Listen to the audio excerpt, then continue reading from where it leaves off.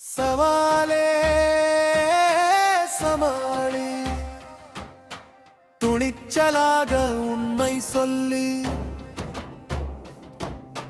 சவாலே சமாளி, சொல்லி அடிப்போம் நாமக்கில்லி.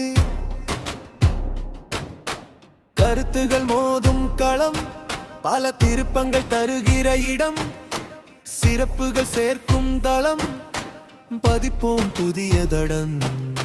சவாலே சமாளி, சவாலே சமாளி.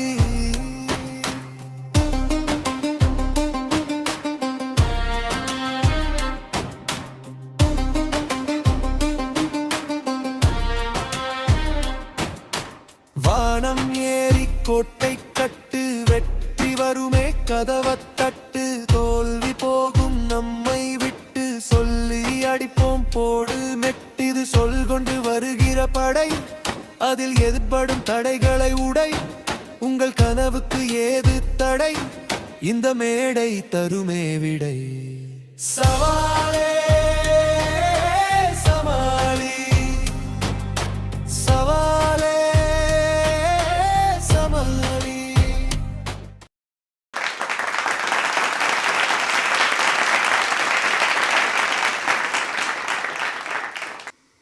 புது யுகம் வழங்கும் சவாலே சவாலே. ஐயா, 1000 வசதி வாய்ப்பு இருக்கலாம் அந்த நகரத்து வாழ்க்கையில.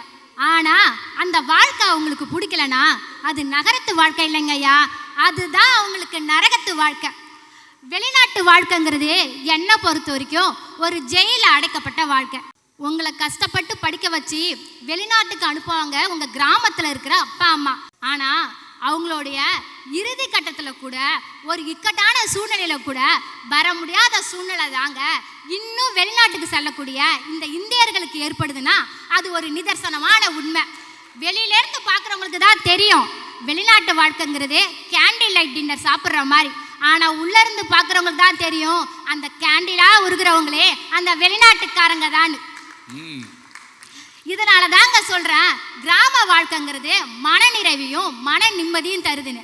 இந்த மன நிறைவையும் மன நிம்மதியும் தருதுன்னு வெளிநாட்டு வேலையை விட்டுட்டு ஐஐடி சோக நிறுவனத்தோடைய ஸ்ரீதர் வேம்புங்கிறவங்க கிராமத்தை நோக்கி வந்திருக்காங்கன்னா அந்த மன நிறைவுங்கிறது வேணுங்கிற ஒரே இடத்துல இருக்கிறது கிராமம்னு வந்திருக்காங்க சார்.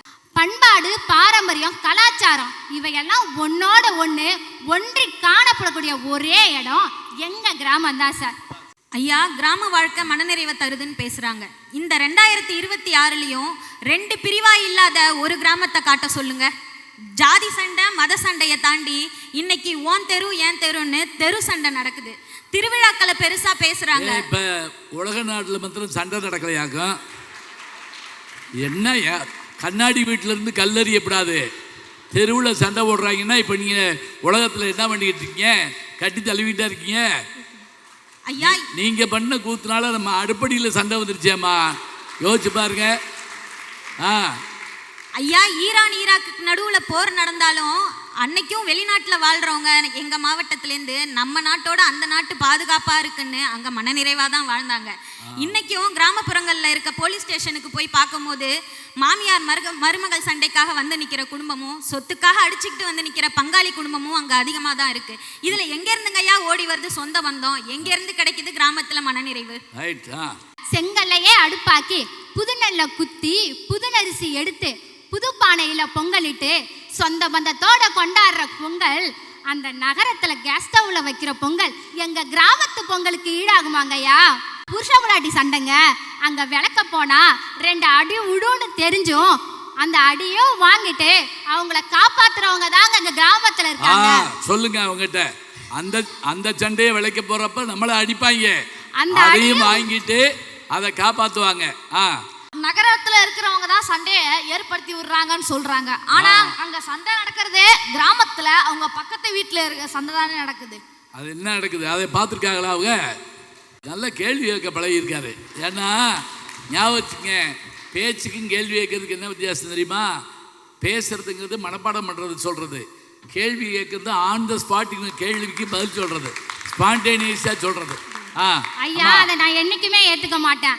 ஒரு பிரச்சனைன்னு வந்தா 4 பேர் பேசி சமாதானப்படுத்துறவங்க இருக்கிற இடம் கிராமம். சின்ன சின்ன பிரச்சனைக்கெல்லாம் கோர்ட்டுக்கு போறவங்க தாங்க நகர மக்கள். தேங்காய் வெட்டி தென்னை நார் உரிச்சு தென்னம்பால் எடுத்து துள்ளுமா விடுச்சு. தேங்காய் வெட்டி தென்னை நார் உரிச்சு தென்னம்பால் எடுத்து துள்ளுமா விடுச்சு. தேங்காய் பூவுல தேன் படக்குது தானே தன்னானே. இந்த மாதிரி கிராமத்துல இருக்க கும்மி பாட்டு இன்னைக்கும் கிராமத்துல மட்டும்தான் இருக்கு, நகரத்துல இல்ல. போதும்ங்கிற மனமே பொன் செய்யும் மருந்து. எல்லாம் நமக்கு இது போதும்னு நினைச்சு கிராமத்துல வாழ்ந்து விவசாயத்தை மேற்கொள்றவங்க கிராம மக்கள். அந்த கிராம வாழ்க்கையை என்னைக்கும் மனநிறைவு தருன்னு எனது வாய்ப்பளித்தமைக்கு நன்றி கூறி இடமர்கிறேன். நன்றி, வணக்கம்.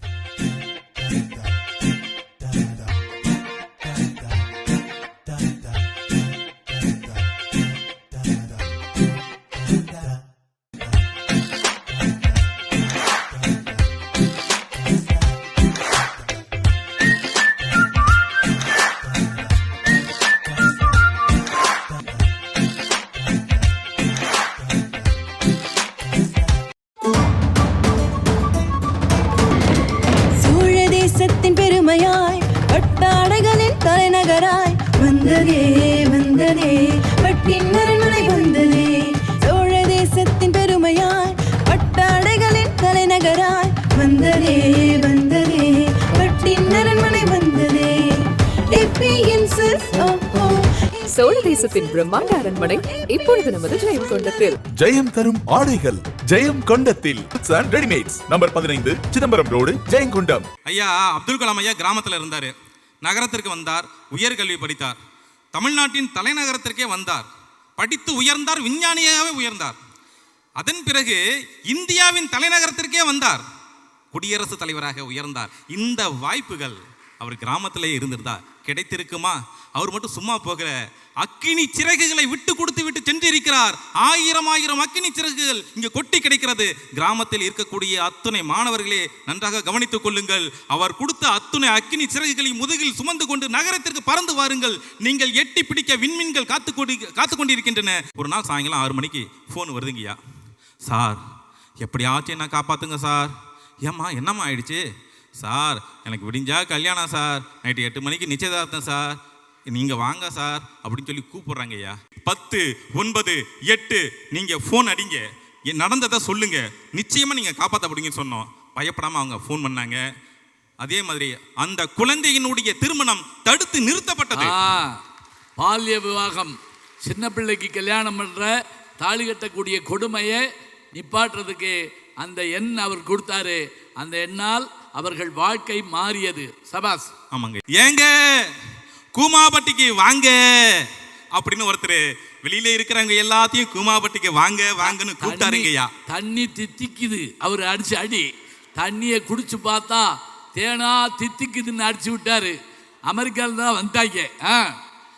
எல்லாத்தையும் வாங்க வாங்கன்னு சுற்றி காமிச்சு சொன்னார். உண்மையிலேயே மனசு ஸ்ட்ரெஸ்ஸாக இருக்கா, கிராமத்துக்கு போகலாம், அந்த பசுமையான காட்சியை பார்க்கலாம். அடுத்த நாள் நம்ம பொழப்ப பார்க்க நகரத்துக்கு தான் வரணும், வறுமையை போக்க நகரத்துக்கு தான் வரணும், தன்னம்பிக்கையும் பொருளாதார வசதியும் மன நிறைவோட வர்றதுக்கு நகரத்துக்கு வந்து தானே ஆகணும். ஏங்க கூமாப்பட்டிக்கு வாங்கன்னு சொன்னவர் சென்னையே கதின்னு அங்கேயே கிடக்குறாருங்க.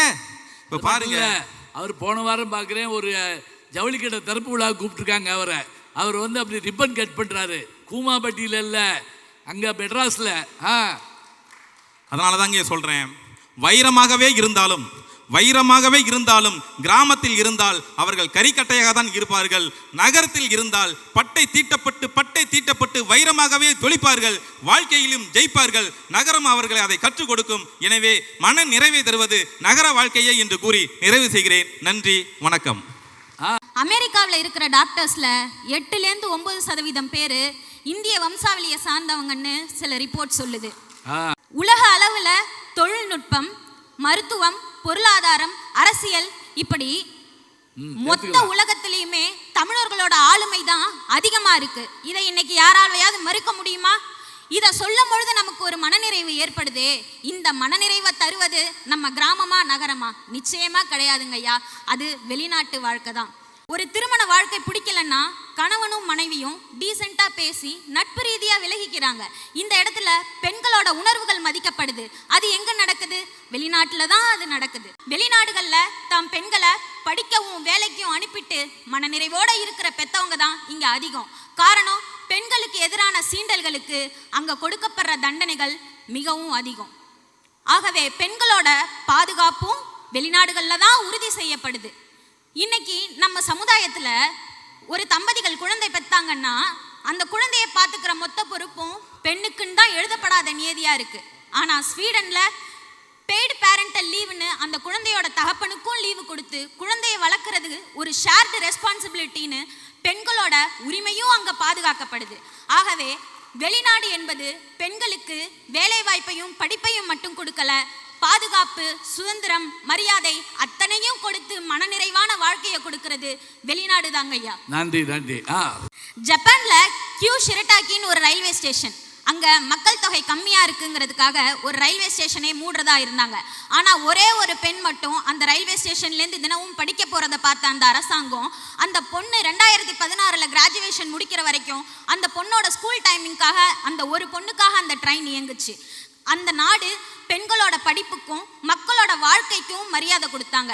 மதிப்பான வாழ்க்கை எங்க இருக்கோ மனநிறைவும் அங்கதான் இருக்கும். வெஸ்டர்ன் கண்ட்ரீஸ்ல ப்ரொஃபஷனல் கல்ச்சரை மெயின்டைன் பண்ணுறதுக்காக 8 மணி நேரம் வேலைக்கு அப்புறம் நீங்கள் ஒரு சின்ன மெசேஜ் அனுப்புனா கூட அது ப்ரொஃபஷனல் கல்ச்சருக்கு எதிராக பார்க்கப்பட்டுச்சு. அங்கே வேலை தான் வாழ்க்கைக்காகவே தவிர வாழ்க்கையே வேலையாக அங்கே இருக்கவே இல்லை.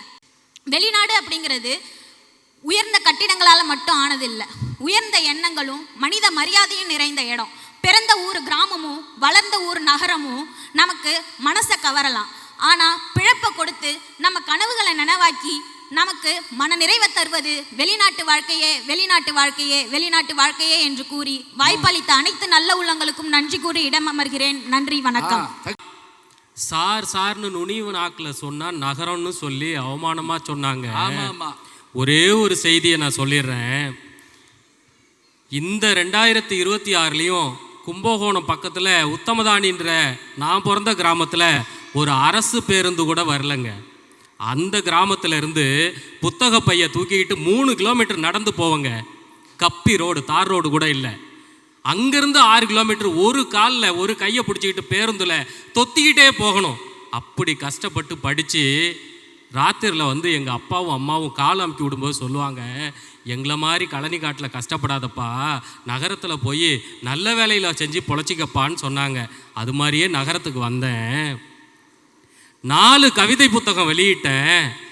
தலைச்சோறு, அனலி, புதிய தென்றல்ங்கிற பத்திரிகையையும் நடத்திக்கிட்டு இருக்கிறோம்.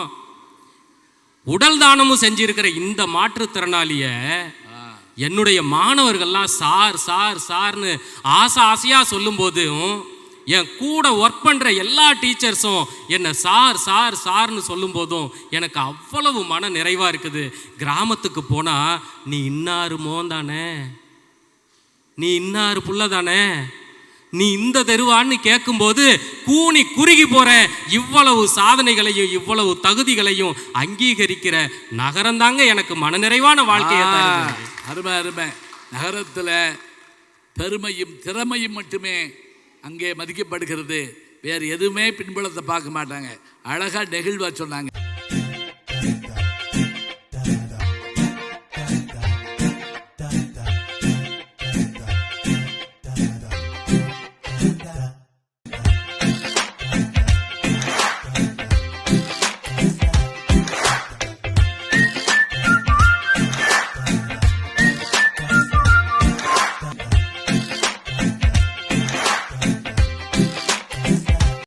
ஒரு குட்டி ஏஞ்சல் வர போறாங்களா, இல்ல அழகான குட்டி ராஜா வராங்களா?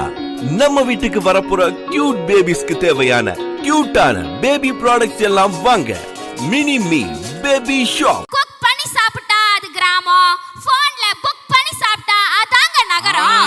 குக் பண்ணி சாப்பிடுறது கிராமம், புக் பண்ணி சாப்பிடுறது நகரம். கிராமத்துல ஒரு ஆக்சிடென்ட் நடந்துச்சுன்னு வச்சுங்க, ஒன்றும் இல்லை, பெரிய ஆக்சிடென்ட்லாம் இல்லை, சைக்கிளில் போயிட்டு இருக்கும்போது தெரியாமல் விழுந்துட்டாரு. ஊரே ஒடியாரும் ஒன்னா, என்னப்பா ஆச்சு ஏதாச்சு எங்கேயாச்சும் அடிபட்டுச்சான்னு. இதுவே நகரத்தில் ஒரு ஆக்சிடென்ட் வச்சுக்கோங்க, ஒரு கூட்டம் ஒடியாரும். எதுக்கு பதறி போய்ங்கிறீங்களா? இல்லை, ஃபோனை தூக்கிட்டு ஹாய் காய்ஸ் இன்னைக்கு நம்ம என்ன பார்க்க போறோம்னு vlog போடுவாங்க. ஏயா நீ vlog போற நேரத்துல அந்த ஆளுக்கு ஒண்ணு கடக்க ஆகி போச்சுன்னா நீ என்னையா பண்ணுவ? ஒன்றும் பண்ண மாட்டாங்க. part 2 is coming அப்படின்னு போட்டு அதையும் வீடியோ எடுத்து தான் போடுவாங்க. அதாவது ஐயா, நகரத்துல சமூக ஊடகத்துல வேலை செய்யறவங்க கூட வியாபார நோக்கத்தோட தான் வேலை செய்யறாங்க. எங்க அப்பா கலவை கலந்து, நான் செங்கல் எடுத்து கொடுத்து, எங்க அம்மா நிலவாசப்படி வச்சு, எங்க அண்ணன் பெயிண்ட் அடிச்சு 5 வருஷமா கட்டின வீட்டுல இருக்கிற சொகம் 50 லட்சம் ரூபாய் கொடுத்து வாங்கின பிளாட்ல கூட இல்லைங்க. நகரத்துல ஒரு விசேஷம்னு வச்சுக்கோங்க, வீட்டுக்கு விருந்தாளிங்களாம் வருவாங்க. வர்ற விருந்தாளி கையில தட்டை கொடுத்து சாப்பாடை போட்டு நின்னுகிட்டு திங்க சொல்றாங்க. அதுக்கு பேரு பஃபே வாமா. என்னது பஃபே? இதுவே எங்க கிராமத்துல விசேஷம்னு வச்சுக்கோங்களேன், வீட்டுக்கு வர விருந்தாளிய வாங்க மாப்பிள வாங்க வாங்க வந்து உட்காருங்கன்னு சொல்லி தலைவாழை இலைய போட்டு 4 வடைய சேர்த்து வச்சு மன நிறைவோட பரிமாறுவாங்க. அப்ப சாப்பிட்றவங்களும் மன நிறைவோட சாப்பிடுவாங்க, பரிமாறவங்களும் மன நிறைவோட பரிமாறுறாங்க, சாப்பிட்றவங்களும் மன நிறைவோட சாப்பிட்றாங்க. அப்ப மன நிறைவான வாழ்க்கை எங்க கிராமத்துல தானங்க இருக்கு. இப்ப பாசத்தோடையும் நம்ம உறவுக்காரங்களோடையும் இருந்தா தானங்க மன நிறைவான வாழ்க்கை கிடைக்கும். அதனாலதான் நான் உறுதியா சொல்றேன், நகரம் உங்களுக்கு பணத்தை கொடுக்கலாம், பில்டிங் கட்டி கொடுக்கலாம், ஆனா மன நிறைவான வாழ்க்கைய ஒருபோதும் தர முடியாது. தன்னுடைய எலும்பையும் சதையையும் தியாகம் செய்யற விவசாயத்திற்கு பேர் போன கிராமம் தான் மனநிறைவான வாழ்வை தரும் என்று கூறி வாய்ப்புக்கு நன்றி கூறி விடைபெறுகிறேன். நன்றி, வணக்கம். எல்லாம் வாழையில போட்டு வைக்கிறாங்க, அந்த உணவுகள் பிடிக்குதோ பிடிக்கலையா எல்லாத்தையும் வச்சிடறாங்க. ஐயா, நகரத்துல பஃபே சிஸ்டம் ரொம்ப நல்லது, பிடிச்சதை சாப்பிடலாம், உணவு வீணாகாது, ஒரு தொண்டு நிறுவனம் கொடுத்துடலாங்க. ஐயா, கிராமத்துல அள்ளி வச்சிருவாங்க, பாதி இது திங்க முடியாம போயிடும். இங்க தேவையானதை எடுத்துக்கலாம். இன்னும் சொல்லப்போனா இனிப்பு வேண்டாம்னா வச்சுட்டு வந்துடலாம், அவ்வளோதான். சரியா சொன்னீங்க. இந்த 14 பேருக்கும் எல்லாரும் ஒரு நல்ல கைதட்டு கொடுங்க. புது யுகம் வழங்கும் சவாலே சவாலே நிறைவு பகுதிக்கு வந்துட்டோம். இப்போ நீங்கள் ஒரு கேள்வி கேட்கலாம். நீங்கள் முதலே பட்டிமன்றம் இல்லைன்ட்டீங்க, வழக்காடு மன்றம் இல்லைன்ட்டீங்க, 3 தலைப்பு வேறு கொடுத்துவிட்டீங்க. அப்போ இதில் என்ன செய்ய போகிறீங்க? நல்லா இங்கே நினைவு வச்சுக்கோங்க.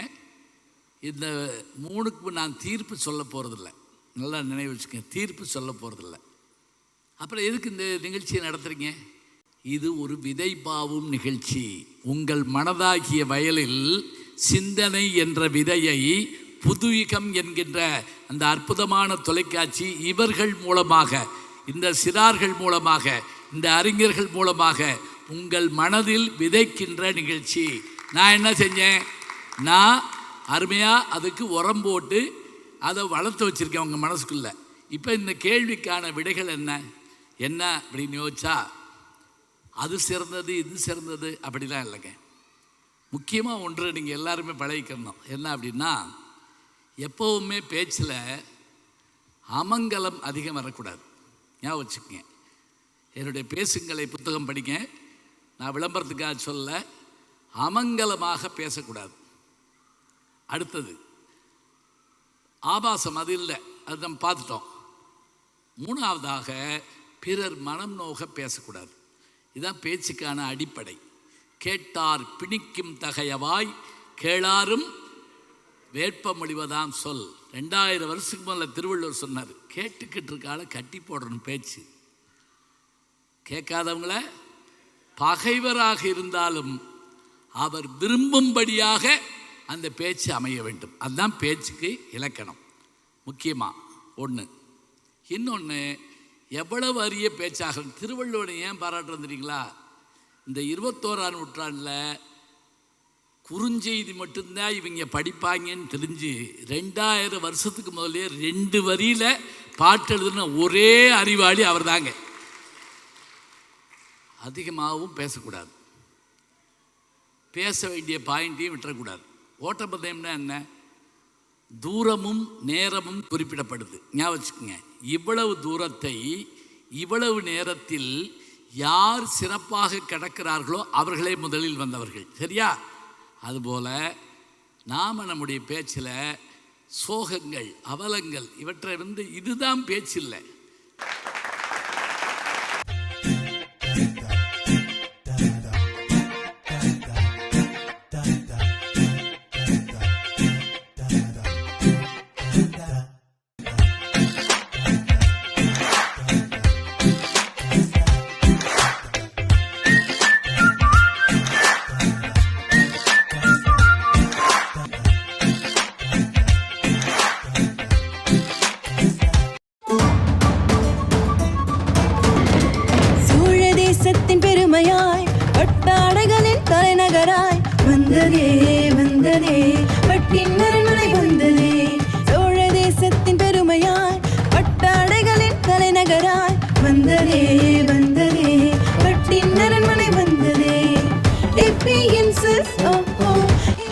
தேசத்தின் பிரம்மாண்ட அரண்மனை இப்பொழுது நமது ஜெயம் கொண்டத்தில். ஜெயம் தரும் ஆடைகள் ஜெயம் கொண்டத்தில் readymades number 15 Chidambaram road Jayankondam. ஒரு குட்டி ஏஞ்சல் வர போறாங்களா இல்ல அழகான குட்டி ராஜா வராங்களா? நம்ம வீட்டுக்கு வரப்போற கியூட் பேபிஸ்க்கு தேவையான கியூட்டான பேபி ப்ராடக்ட்ஸ் எல்லாம் வாங்க மினி மீ பேபி ஷாப். இந்தியாவின் உயிர் எங்க இருக்கிறது என்று சொன்னால் கிராமங்களில் தான் இருக்கிறது. ஞாபகம் வச்சுக்கோங்க, கிராமங்களில் தான் இருக்கிறது. காந்தியடிகள் சொன்னார், நான் கிராமங்களை நோக்கி பயணப்படுவேன். அது மட்டுமல்ல, வேளாண்மை என்பது பண்டைய தொழில் மட்டுமில்லைங்க. அது என்ன? சர்தார் வல்லபாய் பட்டேல்கிட்ட கேட்டாங்க, வாட் இஸ் யுவர் கல்ச்சர் கேட்குறாங்க. வாட் இஸ் யுவர் கல்ச்சர், உங்களுடைய நாகரிகம் என்ன? அக்ரிகல்ச்சர் இஸ் அவர் கல்ச்சர் அப்படிங்கிறார். என்ன சொல்கிறாரு? எங்களுடைய நாகரிகமே வேளாண்மை நாகரிகம். ஏன் தெரியுமா? இது நதிகள் பாய்கின்ற இடம். பாரதி சொன்னார்ல, காவிரி தென்பண்ணை பாலாறு தமிழ் கண்டதோர் வையை பொருணை நதி என மேவிய ஆறு பளவோடி திருமேனி செழித்த தமிழ்நாடு. வங்கத்தில் ஓடி வரும் நீரின் மிகையால் மையத்து நாடுகளில் பயிர் செய்வோம். அந்த கனவு மாத்திரம் நனவாச்சா சரியா போகுங்க. வடநாட்டில் வெள்ளத்தில் சாகுறான், தெற்கு பகுதியில் பஞ்சத்தில் சாகுறான். அந்த நதியை இணைச்சிட்டா போதும். சொந்த வீடு, சொந்த மாடு, மனை, மக்கள், சுற்றம் எல்லாத்துக்கும் மேலே நமக்குன்னு யாராவது இருக்கணுங்க.